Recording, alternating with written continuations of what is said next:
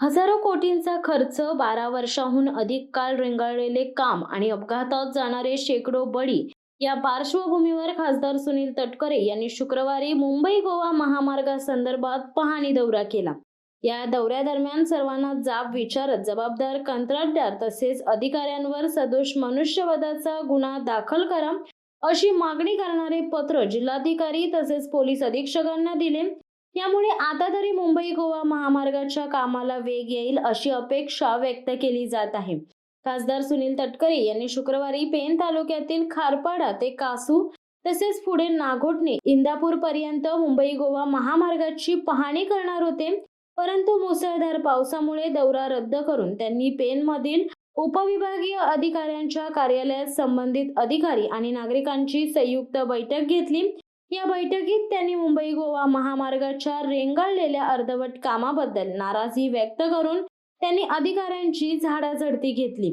मुंबई गोवा महामार्गावर शेकडो खड्डे, स्थानिकांच्या तक्रारींकडे दुर्लक्ष करणारे महामार्ग प्राधिकरणाचे अधिकारी, कंत्राटदार आणि अधिकारी यांच्या बेफिकिरीमुळे होणारे अपघात या सर्व बाबी खासदार सुनील तटकरे यांनी जाणून घेतल्या।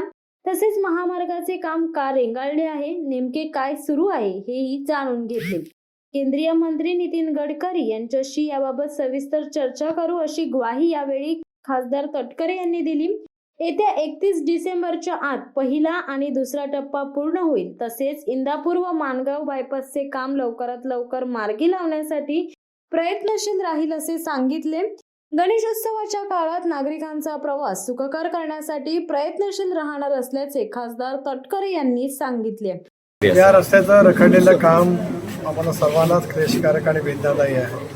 अशा वेळेला पुन्हा एकदा जनतेने मला लोकसभेला निर्वाचित केल्यावर गडकरी साहेबांची जवळ दिल्लीमध्ये चर्चा झाली आणि आज माझ्या लोकसभा मतदारसंघामध्ये येणारा खारपाडा असेल, नागोठणे, आंबेवाडी,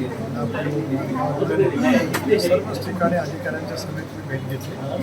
काही ठिकाणी कंत्राटदार आणि अधिकाऱ्यांच्याकडनं योग्य पद्धतीने काम न झाल्यामुळे आज त्यांच्यावरती फौजदारी गुन्हे दाखल करावेत माझ्या सहित देखील बदल कलेक्टर आणि DSPला त्या ठिकाणी दिलेलं आहे। पहिल्या टप्प्याच्या कामाच्या वतीमध्ये, दुसऱ्या टप्प्याच्या कामाच्या वतीमध्ये सुद्धा मी ते पत्र देणार आहे, कारण दीर्घकाळ रेंगाळलेल्या या रस्त्याच्यामुळे लहान लोकप्रतिनिधींची सुद्धा बदनामी होते।